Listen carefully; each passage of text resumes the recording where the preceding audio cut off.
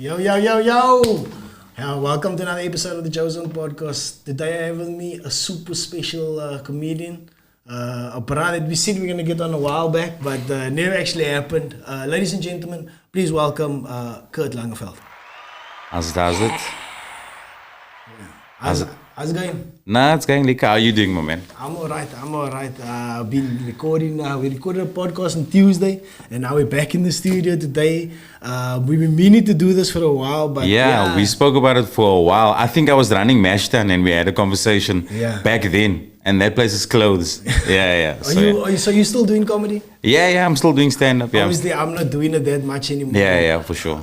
But tell me, we're gonna get started. Like, tell me where you started doing comedy, or when you started doing comedy. I have a rough idea, but for the listeners out there, we're gonna just catch them up on when you started doing comedy and who you started doing comedy. That's more interesting. Okay, we still gonna get right into it. I was like looking around at the decor around here. I mean, you're by Easter Island, here behind me. Yeah, Stonehenge. Welcome to the studio, man. Yeah, no, it's legal. I like the way vibes. it looks here, man. It's a vibe here. Yeah, nah, I started about 12 years ago. About 12, yeah. Could be 11. I'm just trying to round it off. I started out with it was myself, Ryan Cardelsa. I don't know if you know Ryan Cardelsa, and then obviously with Rastam, Gino, Milo, Zinzi, and we formed Starving Comics. What was your first time on stage? My first time on stage was at a place called Joker's Comedy Club. Everybody's was Jokers. Somebody else also said. I think Carl was there as well. Yeah, Carl was there as well. His first time was in Athlone, no? Yeah, Belgravia Road. Melody Chevelaine. Her mother owned the bottle store there, and then gave her the space upstairs. Okay. Go do what you want there, whatever. And instead of opening a dance studio like any young colored girl should have done, you know what I mean? She opened a comedy club there. Why? And then and then went there. Someone signed me up. It was terrible. I got too drunk. I was the worst ever. And I brought the yellow mense with me. I filled that whole place up. And I was an absolute embarrassment. But what made you think that you can do comedy before then? Okay, so no. Obviously, you must not a class clown. You know what I mean? That's where the whole thing started. But the material I wrote was good. There was experienced comedians. And they went through it, and they were like, "Actually, bro, you can do this." So you used to write before you got on stage? I wrote some stuff down, you know what I mean? But I never ever worked. I never worked it. And then some concepts, like. Yeah, concepts. Yeah, because there's an interest in it. You know, Eddie Murphy. I'm the biggest Eddie Murphy fan. Okay. So there was always a willingness in me to want to do that. And then here's something here down the road, Belgravia Road, because I'm from Q-Town. I walked there to that place that night. And you got drunk. And I got drunk, yeah, bro. Yeah, I was so bad. Nobody gave me a lift home that night. I had to walk back home. So, I was so bad on stage, yeah. But anyway, after that, what happens? What makes you think that, as I was saying, the stuff that I wrote down, I gave to one of the experienced comedians. I won't mention their names. And they looked at it and they were like, "Bro, the stuff is funny." And then they connected me with Rastam, who was doing comedy on a Monday night at Zula Bar. Rastam. And they said, "Get a hold of this guy, phone him, and ask him for 5 minutes, take it from there." And then I went, and I did 3, and it absolutely slaughtered. I did 3 minutes, slaughtered, ran off stage. Rastam was standing there, and he was like, "Where you going?" And I was like, "I don't have anything else. That's all the material I have." And then, that was it. And then they were like, "Cool, you get this thing." And then Tell me about Rastam. Let's pause there for a bit. Tell me about Rastam. I think that's a little bit important because there's some young comics that listen to the podcast. Yeah. So they inbox me from time to time. So I think we need to inform them about Rastam. Yeah, I don't know how I'm gonna inform you properly, bro. But Rastam was like a very offbeat character. He was a comedian. Let's start. There was a one-liner comic. Yeah. He'll do deadpan stuff. He was a super deadpan dude. Yeah, super dead. Yeah, his hero was Mitch Hedberg. So if you can ever think of that's who you wanted to be, Mitch was his guy. So he did sort of tadish. So he started. He was at Zula Bar. He and Gino started. Him and Gino started together, and then they linked up with Milo and Zinzi. I think Milo and Zinzi were doing it before them, Okay. But then I think, look here, there was only like 5 or 6 of them when I came onto the scene, and every gig that was happening, it was just them. Every gig, oh, there's comedy there. Hey, we saw this Owens there, and then that's how it grew from there. And then we did Armchair, and then I almost think like Rustam and Gino kickstarted comedy again, because after that wave of Kurt Skoenraad, Stuart Taylor, Mark Lottering, with those guys, right? They almost, I don't want to say that they didn't pass the torch. I think that they just went on their own careers. There needed to be a bridge between them and the next generation. And they kind of wasn't. There was, but there wasn't. There was no gig that got handed over like, yo, I'm gonna go and do my own thing. Yeah, you run this. Yeah, I think there's a big Gino and Rasta must be respected in a way. Yeah, because I remember that time when in 2010 they were the Owens like putting on all the gigs and stuff like that. They were the guys. They like the architects and maybe a lot of other up and coming comics don't know what they done and stuff like that. So and to those comics that's doing well now today, like those out there that whose first time was at Jokers and then moving on and doing stages and stuff like that, they should also have big respect to, and I'm sure they do, to Gino and Rustam, rest in peace. Rustam is no longer with us because he passed from cancer. I remember one of his jokes was like, he had this like, like the till slip on a roll like that, right? So he says like, I got a few jokes like, right? Then he like rolls this thing and then the till slip like rolls off stage and like, it's a whole long list. So. But I got a funny story about that. So that is like quiet. That's I remember him, and he was a super deadpan guy. So rest in peace to Rustam, and respect to Gino Fernandez as well for what he done. Man. Those guys are the fabric of Cape Town comedy. They in there, bro. Funny story about that till slip story. So he had that roll, right? Yeah. And he would like pull up the first part and then it would roll, but it would go into the audience. Yeah, it's supposed to roll off stage. Roll off stage into the audience right now. Yeah. And then one day, a drunk idiot grabbed it and ran with it. And Ras left the mic and chased the guy. He said it was just about to start, and he just ran after that opera. And we're like, Rustam, where you going? That's my gag. That's my gag. And he just went after the opera. All his notes. Yeah, he sees my jokes, bro. And he went and he came back with it, bro. Sorry about that, guys. it just like killed that whole deadpan vibe of his. But Anyway, I wonder if I'm yet to ask Yasin Barnes, but Yasin Barnes got this thing where he opens like a book. Like, I wonder if that's an ode to Rustam, or maybe it's just like I don't know. Maybe it's just something they both have in common and stuff like that. Yeah. So anyway, you start doing your comedy with him. Where to from there? What liquor gigs the app starts kicking off and stuff like that? What makes you move to the next step, like? So, bro, it's a bit hard to tell. There was a point where, because money in comedy was non-existent in your first year. You know this, like it's still non-existent. But okay, in your first year of comedy, that's what they tell you. Do 5 minutes. Don't worry about anything else. Right? This is the rule. Don't do anything else, and don't expect any money. So you go on, right? Yeah. So I did a gig at the Brass Bell in Cork Bay, and lovely place. I love going there, right? But the guy who was running it was a bit dodgy at the time, right? And he booked me, and I only had 5 minutes, but I was green. I think this is my 3rd or 4th show, and I went there with this 5 minutes, bro. And he put $2,000 in my hand after that show, and I think like something went off in my head. From that point on. And then I was like, okay, cool. I'm a paid comic, right? I'm a paid comic. Now let me move. And I was almost demanding money from me, and so that booked me. Almost like, okay, look here, I'm a paid comic already. And I had people that, oh, cool, we saw you there. Can we bring you here? So this is without a collective. This is just me going there. And then I forced myself to write more. So I had to grow very quickly in comedy in my first year. But there was danger that came with that. Because you can't give somebody in their first year of comedy so much money immediately. And not that it's a lot, so much money. And then you can tell them they can get that same amount of money the next night. Because then things kind of happen. It's not a lot of money. But to somebody who's, you're telling jokes, you're going there with nothing. And you're moving on.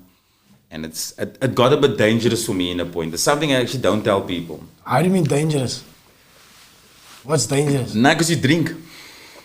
You go to a place, and I was a big drinker in my youth. So you go to a place, you do comedy, and here somebody gives you money for telling 10 minutes worth of jokes. And you can spend money at the bar. And there's women at this place that look at you and they like you. Because you just did a great set now on stage. So it becomes a party. So now it just becomes a party. You know, it's not even about the comedy anymore. You're just going to go there. And I fell very quickly into that trap. Very, very quickly. And I was doing like decent shows, bruh. So do you stop writing or what happens to make you not proceed to get better? Like? So you can rest on your laurels very easily if you've got a solid 10 minutes. You can rest on it and you can, if you go in everywhere with that 10 minutes and it works, you can kill wherever you go and you're getting paid. Why must you work? What must you work for? You understand? So now you're not hungry anymore. So I think that I got ruined by that first 3 nights at what's his name at Braswell. I think that ruined me because it took away everything that this money ruined you. This bigger comics, they just told me, look here, don't expect any money. Okay, but now they're paying me. You don't know what you're talking about. Do you understand what I'm saying? You see where I'm coming from? Yeah. So anyway, I fell into that trap but I moved from place to place and I did things. I worked in Joburg, I worked in Durban, I did big corporates. I got big road shows and stuff like that. So, but I could have done better if maybe something like that didn't happen to me early. That's just my feeling. But it's not too late, you know what I mean? I'm still working now. And so when do you start running your own gigs then? At what point? Because I know you used to run gigs before, quite a bit of gigs. Yeah, so it started out when me and Dylan started running Long Street, Sergeant Pepper, Dylan Skews. Okay. Sorry, man. Me and Dylan Skews, and we started running a gig together at Sergeant Pepper in Long Street, which was Old Zula Bar, which we all used to run together. Okay. Right? So then we started running that day, and then me and Dylan started running that day, and it wasn't working out. It was on a Monday night. We tried to emulate what happened there previously because we had very, very successful nights there in Long Street, but with starving comics. And then me and Dylan tried to do something with it and it didn't work out the way it's supposed to. And then I moved on to Mash Time. And that gig, I found like huge success with that gig. I think I was something like 2.5 years sold out every Thursday. But then COVID happened. Yeah, COVID happened. Yeah, that is actually exactly where COVID happened, eh? Yeah, because I remember he moved from a bigger premise. He moved from his premise to a bigger premise just before COVID hit. But like I said, I was running that show 2.5 years sold out. It was the best show that I ever did, bro. And I hosted it every week. I didn't let anyone else host that show. I was so greedy for the stage. What do you made some money? So when COVID happened, what happens then to you? Because now you can't host a Mash Time anymore. You stopped doing comedy completely. Like, just fell flat on its face. You know what I mean? Like, I'm sure you've had comedians here, you've asked him that question. Like, I've never ever felt more alone. Like in a country, I don't want to be dramatic, but when I'm telling you now that there was nothing for a mid-level professional comedian, there was nothing. There was nothing. You tried to apply for something, but it just got rejected. You know, you got seen, oh, we don't have contracts. I don't have contracts. I got handshakes with people who run clubs. You know, here's a couple of posters. This is what I would have made. Nothing came my way. Everything got rejected, you know what I mean? There was a local alcohol brand that reached out to some comics and gave them some work to give some relief, but it didn't last too long. It was like one gig. It paid you probably about 12, 15, which was great, you know what I mean? Like, but They couldn't do that all the time. You know what I mean? So, and that was something that we did in my room with a green screen behind me. It was terrible. Nobody liked that, no? And No, it was bad. all of those shows sucked. Like, yo, That how was do you so tell bad, jokes over dude. teams? Like, teams jokes, like. Dude, it was so bad. And that what we did now, you got 10 minutes, right? You got 10 minutes and it's just me talking into my computer's webcam and just speaking and then hoping that people were gonna. It was bad. I hated every minute. So of I it. did podcasting before COVID, and when COVID hit, everybody went to that. What was they call it? Where the Instagram thing, you know? Yeah. IG Live, no? IG lives. Yeah, and yeah, everybody was yeah, doing the Instagram, and I was like, so bad. I remember I was like, yo, I just want to do podcasting. I can't do that because I need to be in the same room like you. I need to Exactly, feel you. yeah. I need to see your energy. So Yeah. this is part of podcasting for me. I need to Yeah. I understand what's going on in your head, be able to ask the right questions Yeah. or not ask questions. I don't know. But yeah, when that happened, it was like, it sucked. We did one or two, no? When? During not the Musa lockdown, but we did like, No, only when it opened up. Yeah, And so we started again back here. Yeah. But then then we had a full crew of 4 people and it was like, yo, this is the best again. I But, can mean, imagine, brother, that IG Live, because the first 5 minutes you trying to figure out like, oh, okay. Wait, sorry, man. My Wi-Fi is not, it's... like a Can you hear me? What? Sorry, what did you say? Nah, bro, I was I hated it. Yeah, but anyway, so obviously everybody took a knock, like I understand, and you didn't feel liquor during that time. That's Nah, bro. like I was, even if you were a comedian or not a comedian, no matter who you were, like during that time, it sucked, bro. What do you mind me asking you? Did your job pay you during that time? Luckily, I was still working. Okay, you work from still- home, but Okay. I had my own struggles at home, like, and I didn't enjoy COVID at all. Yeah. Also, my internet was not like up to Yeah. the standard that it should be for a graphic designer. And how many kids you got? I got 3 running around. Okay, now I going completely mad. understand, man, Yeah, bro. but you know what? Like out of that dark time in COVID, I started to do jiu-jitsu actually. Okay. And I met up with him one day at the during COVID. Yeah, I oh, started. yeah, at the bank, yeah, no? Yeah, I met up with you just like COVID was like just finishing, and I met up with him at the bank, and I was doing jiu-jitsu. Like I just started, like I was doing it a while with Gary. So, but I Okay, did. but now it makes sense.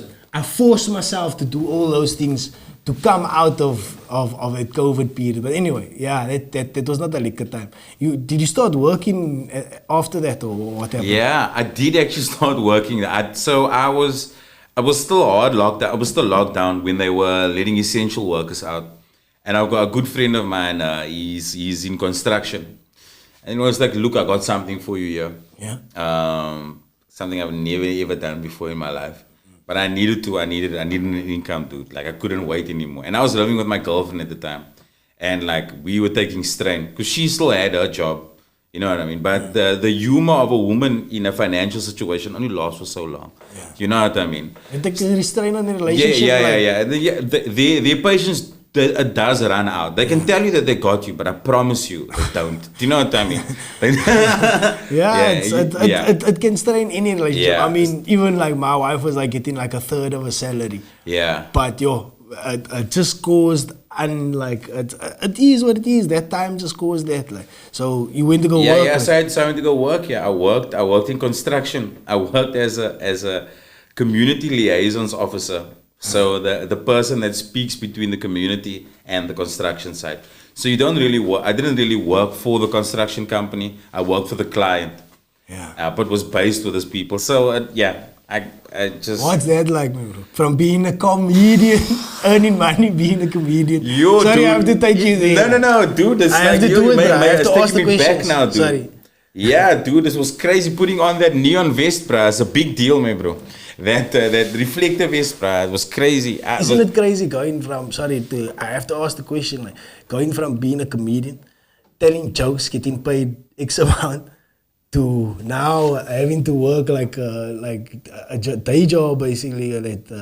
I think It's totally opposites. Like, it's totally opposite. I mean, if you were doing that your whole life, it's one thing, Yeah. but you were going from doing one thing to another. Yeah, but it's I think the mental shift that most comedians have, because like we spoke earlier on before the mics went on, like comedians have egos, bro. You can't do that thing without having an ego. Yeah. You know what I mean? And you are somewhat of a public figure. And this time I was like, what? I was like 8 years deep. Yeah. It's like 9 years deep into comedy. So I was familiar, you know what I mean? People knew me in Cape Town. So that's like the first thing that you need to get mentally over, is that men's is gonna see you, bro. Ego, bro. Men's gonna see you, bro. Oh, okay, so you're doing this now. You know what I mean? Yeah, you know. Even I'm like, dude, it's a pandemic, bro. What the fuck? Do you know what I mean? Like, what do you want me to do? You know what I mean? So that hurdle you must first get over mentally. But once I got over that, you know what I mean? It was fine, bro. I was actually happy that I had like this job. I actually stayed in it, bro. I've only finished up there. When did I finish there? October? No. When? July. I finished up at that place July, bro. And that was I reached my ceiling there. So I stayed there for a while, and I was still doing comedy, but not full time like I'm back doing now. You know what I mean? But the shift was big, bro. So the biggest hurdle you say was not like having to work there, but rather what people thought of you. Yeah, that's just me, bro. That's just me. No, you it know can what be I mean? anybody's, bro. I can understand it. It's 100% understandable. Yeah, brother. Because people, people are like, okay, cool. This is a good comedian. This is a decent comedian. This guy is funny. You know what I mean? But there's always had to get yourself a day. To get himself a day job. You know what I mean? Yeah. But I think also, bro. I think Cape Town as a whole, bro. You can't just be a comic here, bro. You must do a lot of stuff, bro. You can't just be a comic in Cape Town. Yeah, you must. The money for a headline act, when I started, was 1,000 rand. Ask me how much is it now? I don't know. It's 1,000 rand. Oh. This is so there's no increase. Yeah, so from 2011, when I started doing comedy, 2011, a headline act got paid 1,000 rand.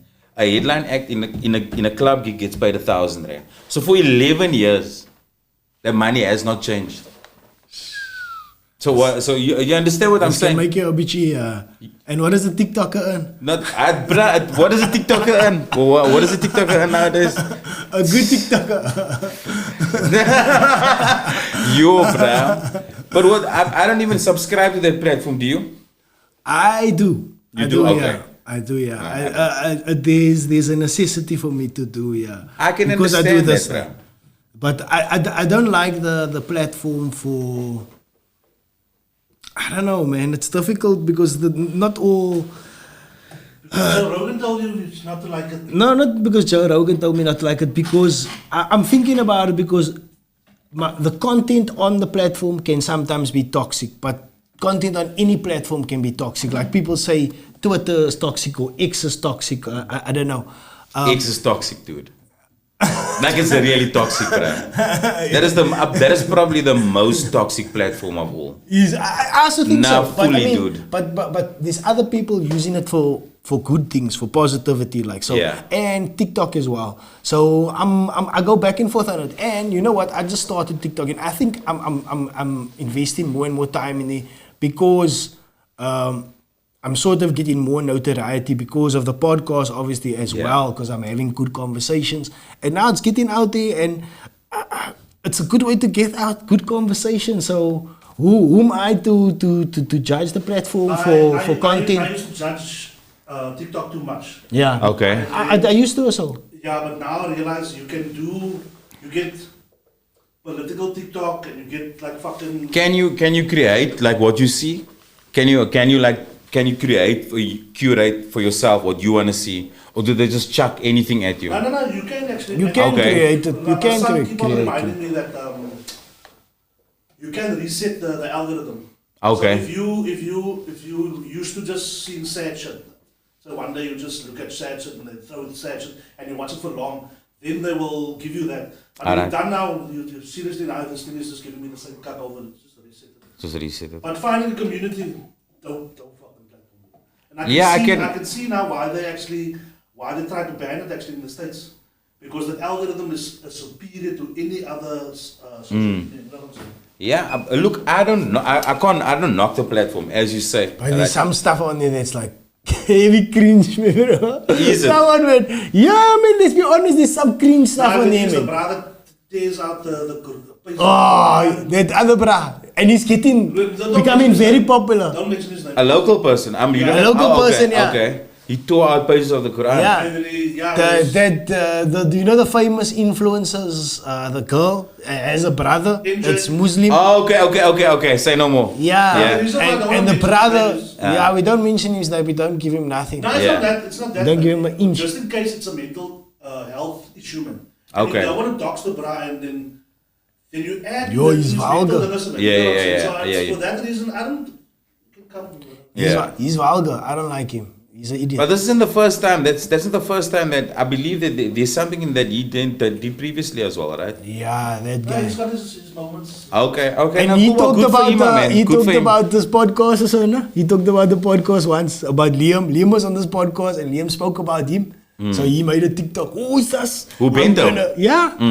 Yes, he made a TikTok about Liam. Oh, is this, brah? And this TikTok where pull up, where Liam is sitting here talking about him. And in that video, I'm saying, don't say his name. And then Liam says his name, and then obviously the algorithm feeds him that shit. Okay. You know what I mean? Yeah. Because of a clip, like whatever. Yeah, okay, so we won't mention his name again. But he probably knows we're talking about him. I don't know who you are, so yeah, whatever. That's why we say TikTok, there's negative, or sometimes I feel there can be a lot of negativity on platforms. But we're here to do the counter punch, man. And I know you also here to do something. You're here to be the comeback kid, like. That is what I saw somewhere, like. Yeah, dude, like I don't know. How did you come back to comedy, like after things? How did you slowly build yourself back? Did you just slip into things easily, or was it a struggle? Yeah, dude. I work in construction, so you need to retrain your brain, because you know how comedians think, bro. You look at this water bottle and you try and find the funny in it. You know what I mean? Yeah. There's just one way that your brain works. And for 3 years, I had to think construction. So I'm almost kind of only doing crowd work now. I haven't written much new. Weren't you on your construction side writing, or you just focused on what you're doing? Dude, you know what? I never found a lot of that shit funny, dude. Because I was in the trenches there, Brian. In that. I was on the administrative side of things, but I was under a lot of pressure there, bro. So yes, there was 1 or 2 funny things that happened, bro, but not really, I find myself in a place like that where I don't see things that's funny. I'm happy with my life. I'm content with my life, but it's like I can't see funny situations. It's like before I saw like the situation that I was in was sort of ridiculous and funny and stuff like that. But now I've moved on from that. I've grown from that. Yeah. So now I don't see things as funny. Now I'm like sort of happy and sort of, I don't know, man. Is it something that maybe because I wasn't happy with something inside me that I needed to do comedy. Okay. I don't know. So it's therapy for you? Almost like it was the way of expressing myself. But now I found a way in doing podcasting. Yeah. I found a way of expressing myself. Yeah. And I find that, this is actually, I'm actually sort of a bit okay at this thing. You know what I mean? No, definitely. But I think you're doing a great job today, bro. Yeah, having a good conversation, just sharing ideas. And obviously, we have Nantel over here on the text and stuff like that. If we share positive, good ideas going forward and want to grow something, I think there's something to that, man. It's the counterpunch to the negativity going on. Like, we did this thing of did you see this? We did an interview with Bernie Baichis, like. Okay. This, did you remember the movie Dollars and White Pipes? Yes. Did he write or direct it? The movie is based on him. The movie was based on him? Yeah. Okay, and the director, him and... I love that movie, Clint Brink, right? Clint Brink. And Clint Brink was also, he sent us a message. Okay, yeah. But anyway, how it happened is Christo Davids, the other actor, was on the podcast. I know of him, yeah. Steven DeLand, right? Yeah, Steven DeLand. Yeah. So he was on the podcast, sitting there where he was, and we spoke about the Dollars and White Pipes. That clip went viral on TikTok. Yeah. Everybody hit Bernie Baichis up. Next thing, Bernie Baichis is sitting here Tuesday with the director, that's liquor, Donovan Marsh. I mean, just in having those dope conversations. Yo, bro, now what am I doing here, bro? You're getting those owns in here, bro, and like me, basic comic, Nah, you see that is it. Like, it's like you get something from everybody. Yeah, for sure. And nobody's better than the other one and stuff like that. When even if I think I'm a dopey member, and yeah, I'm speaking to this Donovan Marsh, but there's something that I explained to him that made him think, yo, like in the beginning of the interview, the bra's thinking like, who's this bra? In the end of the interview, he's saying, Kiki, we can make a movie together. You know what I mean? It's like a weird type of... That movie was crazy, bruh. That Dollars and White Pipes movie was crazy, bruh. Yeah. It got... That isn't... Are we talking about the same movie? Just give me the synopsis of the movie again. So Bernie Bites moves out of the wood basically, but then he has like a club, and the club's name was Okay, Dallas. yes, I know exactly. It was shot on Trafalgar Square, not Trafalgar Square, Heritage Square. There was a club opposite there where that I remember. I know what you're talking about now. And he was doing the beer system, the 1-2. Yeah. Okay, yes. Beer system, yeah. The beer system, yeah. I remember that movie, yeah. It's crazy, we had the creators of that movie, yeah. Man. Yo, that's mad, bruh. Yeah. He's actually living in Norway now. Is He it? owns a club, like 35 people on staff. That's crazy. That's mad. He's got a chef from France. A bra from an overpop that just, you know what I'm saying? Dude, there's something about speaking and listening to people with that elk. Is that what elk? Yeah. Or that level of life experience. Man. Okay, I hear you, yeah. Things that you pick up in and week out. You know what I'm saying? Yeah, for sure. That was a dope experience. Comedians have some out of that. Like I think all comedians have some of that. Like you mentioned earlier, is that observation. Like, you know what I mean? Yeah. They have a keen observation for things like that. That's why it's also good to talk to comedians, because they seem to have better conversations. I mean, am I not right, Nantel? From when some of the times, a lot of the times, when you have these type of conversations with people or people that generally observe the world differently. Yeah. Let me put it to you that way. I wouldn't single out comics. Like when you were talking about you're young and you're getting money and then you start drinking. Yeah. That's exactly my experience when I started DJing full time. Yeah. And a lot of Same. This is exactly the same, yeah. And a lot of my friends, I remember the one guy. He was DJing with us, but he had a 9 to 5. Then he lost his 9 to 5. That was the worst thing that could have happened to him. Yeah. He was a flippin' good DJ, but then he started doing drugs. And he felt on it for years. He was just fucked up, man. He's eventually got out of it. But I saw that a lot. But if you don't have like a no, I'm here for this. I'm you know what I'm saying. So I'm saying that to say this. Even the director, how he observes something, it's the same as comedians, man. Different look at it differently. Different disciplines, but yet there's a lot of similarities, and that's what I like finding. And I like seeing what makes you tick, man. Even if you look at MCs like rappers, how they structure their wordplay and stuff like that, they're looking at something differently. Speaking in metaphors, you know what I mean? Yeah. Like what's that Tupac song like that? Me and my girlfriend, look at me. In that song, he's talking about his gun actually. You know what I mean? Is it? Yeah. I did not know that. I also didn't know it. Yeah. All I did in this life is me and my girlfriend. He's talking about his things, Tupac. On that subject you were speaking about now, do you think that, like, because how old are you now? Do you mind me asking? 45. All right, cool. So we basically from the same era of entertainment. So do you think that there could have been more mentors around for people like you and I, especially because we took a lot of our influence from TV, right? You saw DJs on TV, Channel O, blah blah blah. I saw comedians on VHS, right?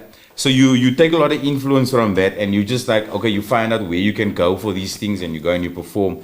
But there's nobody there that's actually standing there, putting their arm around your shoulder and saying, listen, yeah, you know what I mean? Like somebody with the same color skin as you, at least.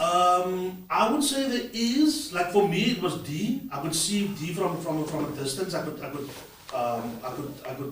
try and emulate his discipline. Because I would do these little things that I can remember now. In the 90s, D would come from somewhere and just walk, as he used to work at the spot that sold the vinyls. Yeah. And he would be from one spot to another spot, and he was like, swear, because he needs to be somewhere, man. And that's like a tunnel vision he had, man. Okay. And I always try to emulate that, but you never.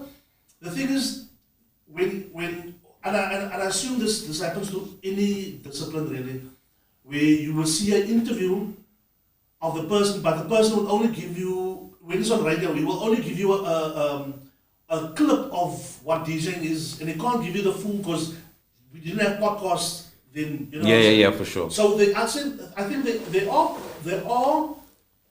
In my case, there are definitely people that you can emulate. Yeah.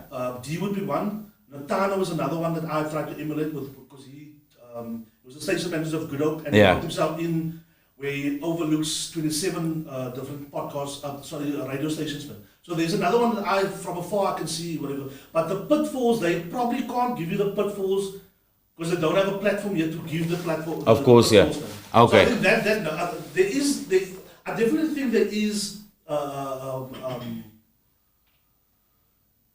positive image that we can look to, but it's just the pitfalls need to be examined.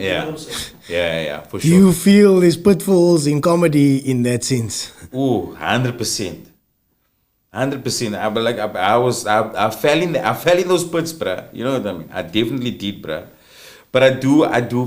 You know, I don't know. This no. It's no one's fault. You know what I mean? But I kind of just wish that there was maybe one or two people that like maybe would see me.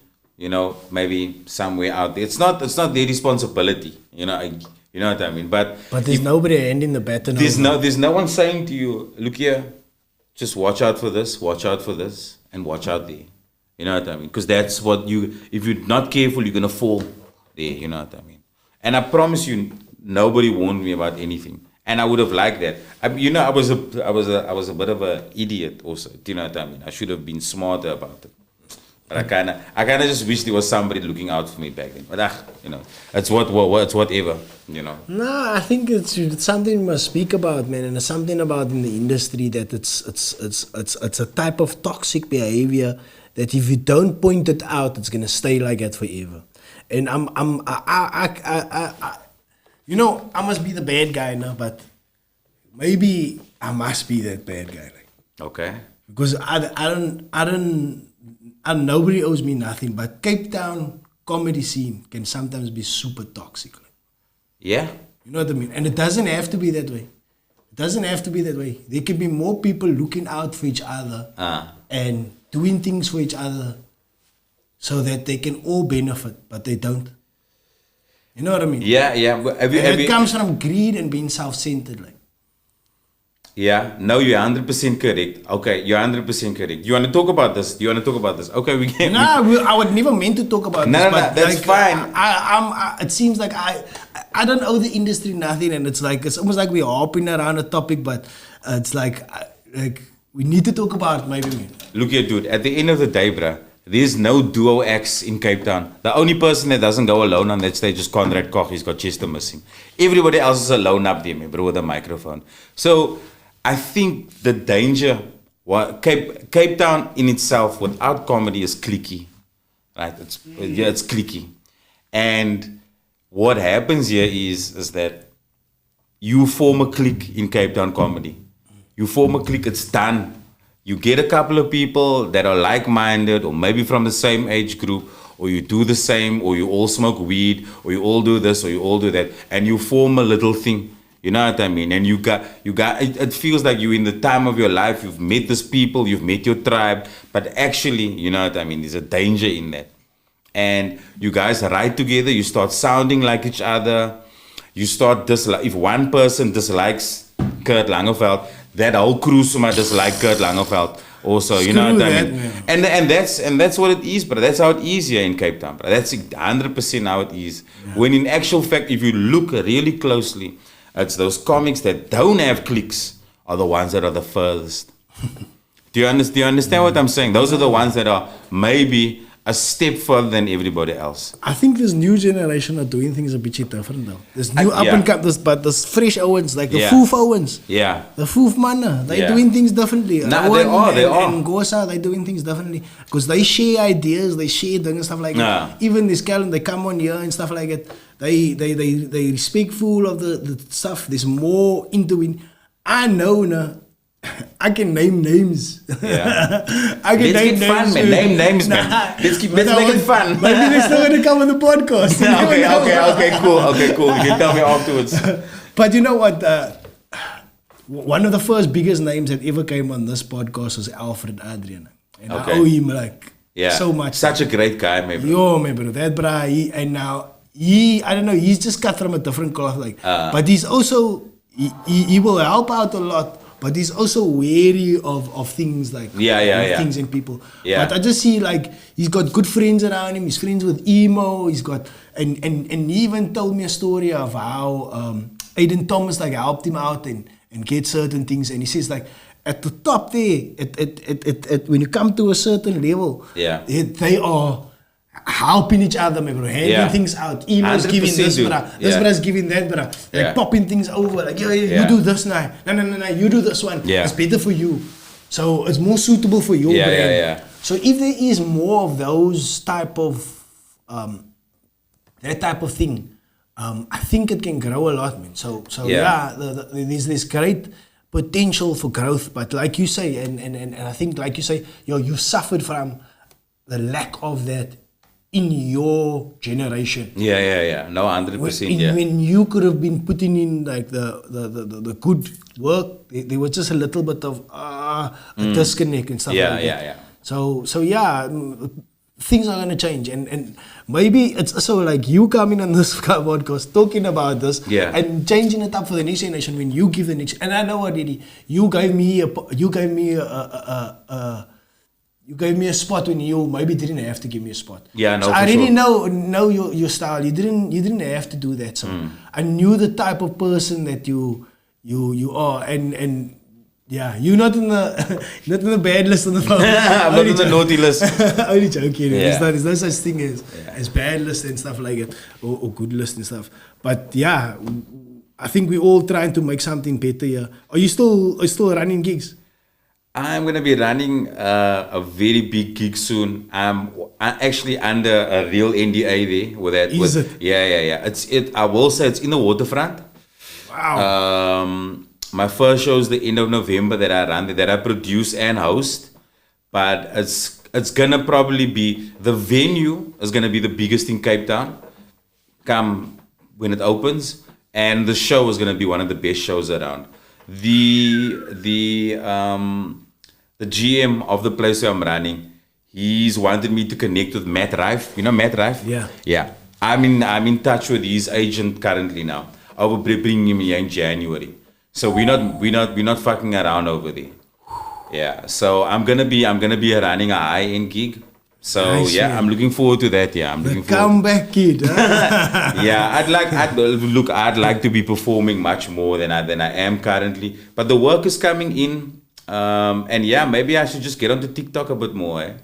Yeah. We don't want to, but maybe put your clips up or something like that. No, I really have to get to promote your. Someone's on my case about it, so I really need to. Yeah, to promote your gig, because especially if you got this big gig coming up. Yeah, no, for sure. I like the trajectory that you've been taking. You know what I mean?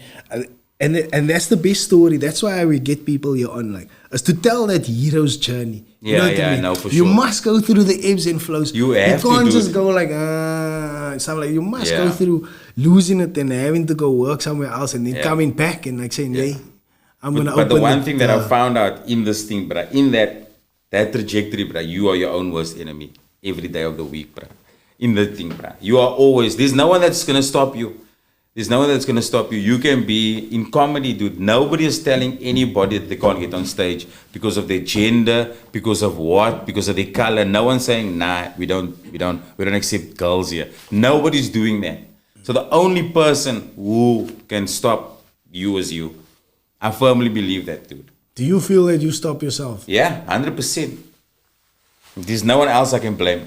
I put myself through every down that I had in comedy. Either through laziness or hedonism or woman or whatever the case may be.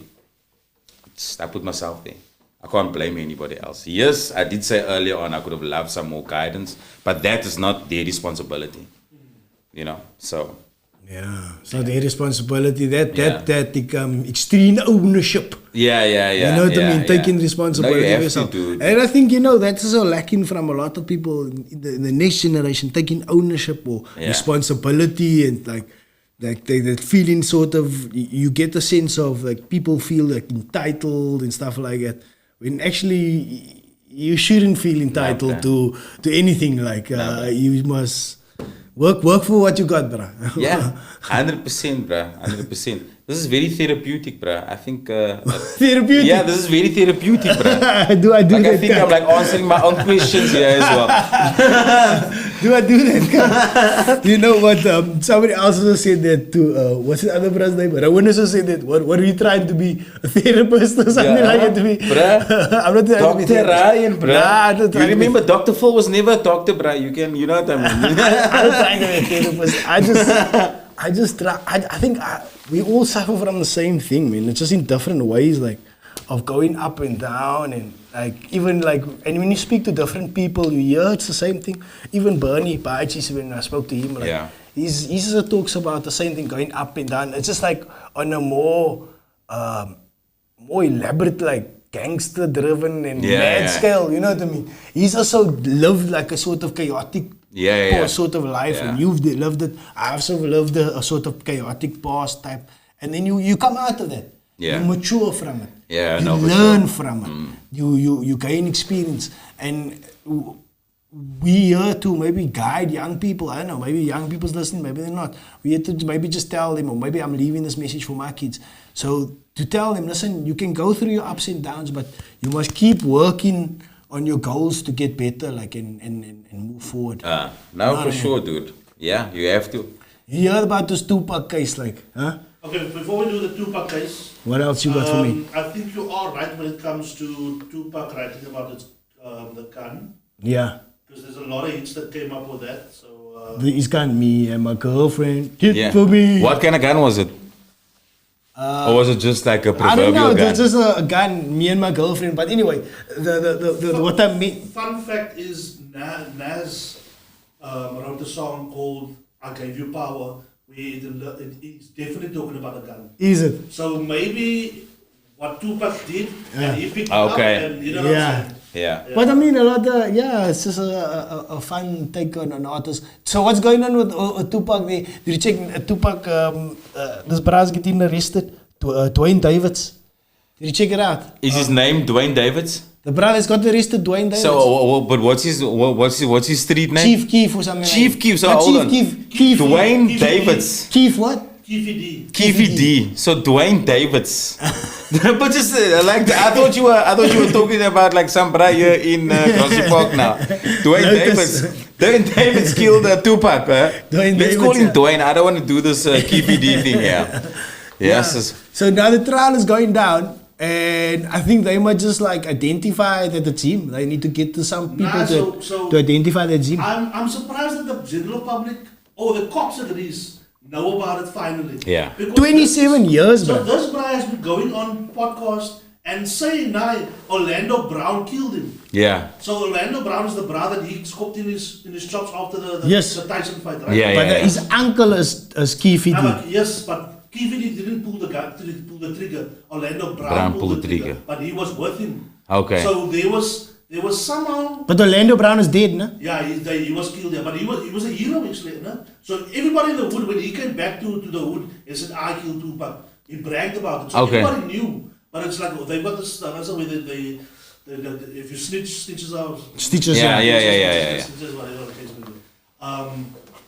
Yeah, so he was in the car, and then apparently he had an agreement with the law to give off some other, but don't quote me on this. And then he thought he was like free, scot-free. He can talk about it now. Orlando now. No, not Orlando. Keep it. Dwayne Davids. Dwayne Davids. Yeah. Okay, so he thought he can talk about being accomplice. Yes, because he raised he shot there's a breakdowns in the car. That's graphic. But and then there's Suge Knight was shot, and he tried to get in the back seat. And then Tupac also tried to get in the back seat, but couldn't be in the unfortunately. Okay. That was before. Nah, you see, you the one that like. I he was was like, what, breakdancing and he No, shot. he said now the breakdance. He did the. So now, Dwayne Davids is so that is who needs to identify him? Does people need to identify him, or what? What is the? Why is the case going on? They just, I don't know. They just. It was on a podcast that they said it, and now people are saying because what's his name? Nah, man. What is happening now is that Keefe D or Dwayne Davids is now. They need to the Nevada whoever Nevada the state need to prove that he was in the car or whatever and stuff like that. So what I heard today is that they getting people that was like in a car next to that car. Okay. You know what I mean, like around there, or people that saw him around. So they aim is to prove that this bra Keefe D was in the car and was whatever. Because obviously that's if this car pulls up next to that car, whoever's in this car, obviously, you know what I mean? So they need to prove that he was the guy that's in the car. And this is the what the Nevada can approve apparently. Okay.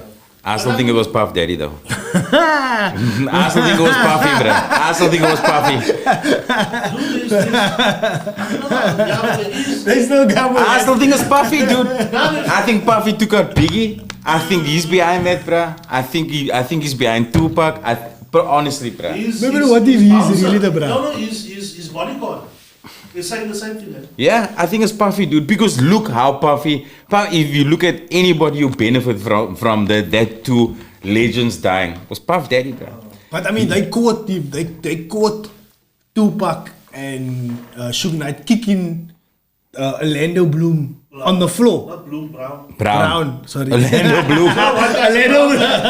Orlando Bloom is the other brother. The actor, yeah. Orlando Brown Yeah. on the ground. So obviously he's gonna retaliate, bruh. Exactly. You know what I mean? That's kind of open and shut. But okay, maybe Buffy made the call.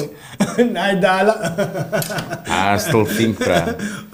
And it's crazy now. It's crazy. Like, you know how rappers are getting like taken out now because they put their location on social media. Yo, I'm here, That's wherever. dumb. I'm at Ocean Basket, blah, blah, blah, with my ketangs and I saw whatever. that, yeah. You know what I mean? But like, Owens are doing that. But look how they found Puck that night, me bro. There was no social media back then, bro. That was just word of mouth and phone calls, me bro. He's gonna be at this robot this time. My bro, they riding around with the super blinged out car in Las Vegas. I mean, come on. They were looking for him. Yeah. Because they were looking for him. Was the guys, what's his name, KVD said, they were looking for Puck when he drove off. Yeah. And then some females saw them and shouted, "Oh, it's Puck." And then they. Oh, okay. Is that how it They happened? plugged in, Yes. But the Puffy conspiracy continues because there's apparently Puffy found somebody else when it happened, when Tupac happened. And he asked, was it us? Yo, they don't leave it Puffy Oh, alone, is my it? bro. Nah, but it's him, bro. I'm telling you, bro. There's my voice now. I don't know who it was. I saw Charlemagne who somebody said like Puffy's gay and some guy. Like everybody knew with him, my bro. Yeah. Didn't you see the podcast where on Drink Champs? Drink Champs, yeah. Where he was with Fabulous. Yeah. And he was, when am I going to take you out shopping? And he says, now when are we going to go to Las Vegas? I said, dude, but we were in Las Vegas. No, I need to go with you, Daddy. And he calls the brother Daddy and he said, I want to take you shopping. I want to take you shopping, Daddy, and spoil you, Daddy. That's fruity, dude. That is extremely I never fruity. saw that A man taking another man shopping on that tip, that's fruity, bro. That's fruity. I'm not taking. I would say I don't have a problem with him being that or anybody that, but live your life, man. Live your life, yeah. Nah, man, I think they make up stories about it. But did you hear that other one? They said that Michelle Obama's a man, bro. Have you heard that, bro? I heard that. Yeah, did you hear about that? But look here, obviously, bro, that woman is extremely feminine. But the people are saying that. Chika, that is not real, no? But the story about the chef. What happened there again? The chef died on their property. Oh yeah. I heard about that. Yeah, I heard The about chef that. was a professional, was a swimmer in the spare time. If a chef was a swimmer, he was a black guy, but don't do that, my bro. Don't do that. Luckily- He was a good swimmer and he drowned. Always a good swimmer. He was a good Yeah. swimmer, but he drowned on their And property. on their property, yeah, he was their own chef. So, Yeah, so what? but- So what you're saying is, homie saw some stuff. They say that Obama's a guy.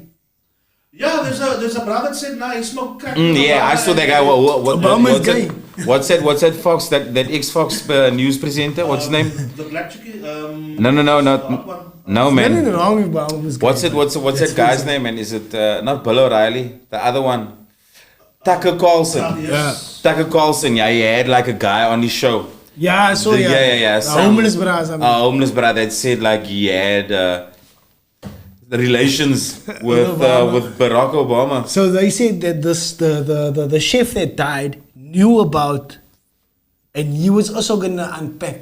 So all of a sudden, You leave the chef- man alone, bro. Yeah, in the love letters. There was love letters also. What? So his ex-girlfriend. Not love letters. No. His ex-girlfriend got some letters of Obama, and he said, "I imagine being intimate with a man, but unfortunately I can't act on it, whatever." And it's his handwriting, dude. It's literally his handwriting. I'm just saying that because the saying says, "Not my handwriting, his handwriting." No, the brother. I make love to men daily, but in the imagination. Yeah, there we go. There we You know, go. yeah. So we From are, 1982, how old You was see, Barack Obama in 82? Here we go, my bro. You see, Wait, how old was he? How old was Obama? Roscoe think is hard at solving things, man. We just solved the whole thing here, political thing. Obama's gay, bro. Did you know that?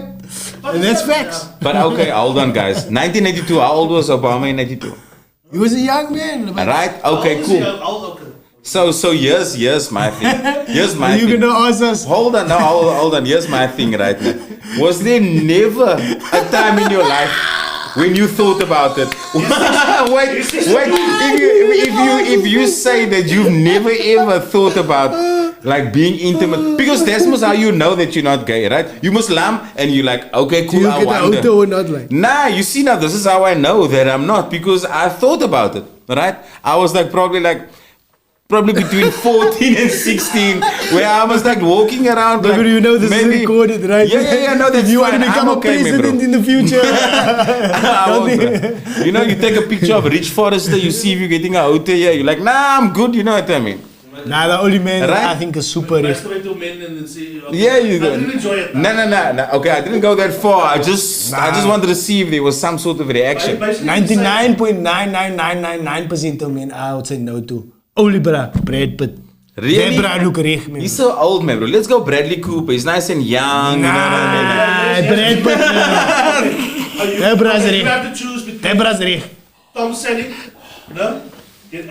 Tom Selleck and Tom Selleck, wait, that with the mustache. That's Tom not Selleck something. and Trump.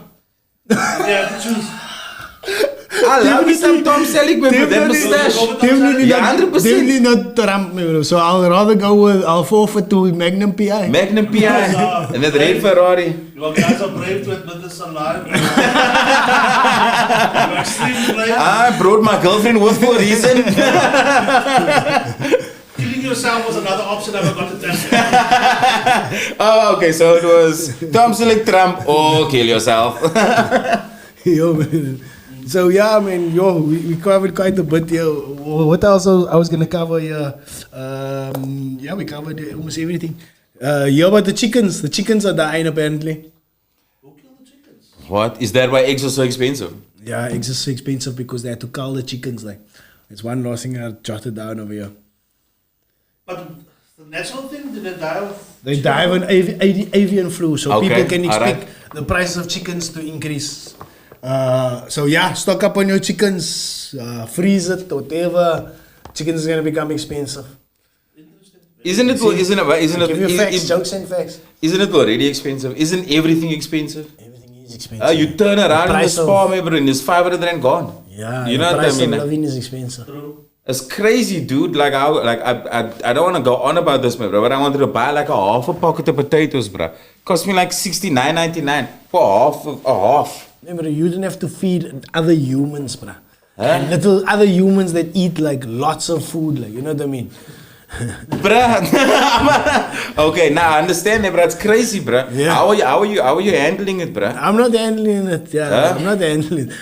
But it's life, man. I mean, we can either complain about it or we can make a podcast. Like, I prefer to make a dude, podcast. I don't know, I don't know. Now it's.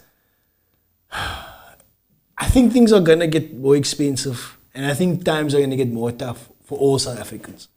You have to tighten your belt. You have to. There's People no are more, gonna need more the comedy. hole is by the buckle already, bro. I can't tighten this belt anymore, bruh. People are gonna need more comedy, bro. They're gonna need more laughs. Like they Yes, need you on free TikTok. shows, Like free shows, dude. They Then need we free shows, man, bro. I'm actually gonna do a free show pretty soon, bro. I'm gonna do like a one-man show free pretty soon. Is it? Yeah, dude. When last did you do a one-man show? The last one I did was I only did one. City Boy. Yeah, I did 3 City Boys. I did one City Boy 1, 2, and 3, and that was the last one I did. Was actually at the Mashton. That was pre-COVID, and now my next one I'm gonna do is Sleeping on Couches, which is done, written already. I've just got to workshop it now. What's that about? Dude, When you were younger or when now? Dude, Sleeping on Couches, bro. You'll see it in you'll see it when it. So you got quite a bit in the pipeline, like. Yeah, dude. Like I definitely have that one-man show in the pipeline, and then obviously the show starting now in November. Nah, liquor. Yeah. Maybe you must come on again when the show is rocking and Yeah, when rolling everything's and happening bring again, a yeah. few comedians on you with Yeah, you. I'll A few definitely. of your I would love that, bruh. I would love that, bruh. Like to sit with comics in a room and shoot the shit. Psh, I'll never go home. Yeah, we've got a few options. yeah. Let's chat. Yeah, Let's check. no, we got definitely, bruh. we got a few options, like yeah. But anyway, thank you for joining me tonight. Thank you for having me, young. It's been amazing, man. I loved chatting to you guys. It was awesome, man. Yeah, I mean, we Yeah. have fun. We get to know people and we talk some current events. I had to slip that in there for Yeah. the TikToker. Slip it in there for the TikTok. Yeah. But yeah, we got to get a bit sentimental. So I like to take our guests on a journey and our viewers as well on a journey. And yeah, and I'd like to show the trajectory, and I think we displayed that quite well today. Yeah, for sure. People, you sometimes you're going liquor, sometimes things don't go so liquor, but if you keep at it, you will get to your next venue. You know what I mean? Exactly, dude. Just keep on keeping on. Keep on keeping on. Get out of your own way. Thanks. Thank you for joining me. Sure, Quite thanks for love. having me. Please like, share, and subscribe, everybody. Peace. We out.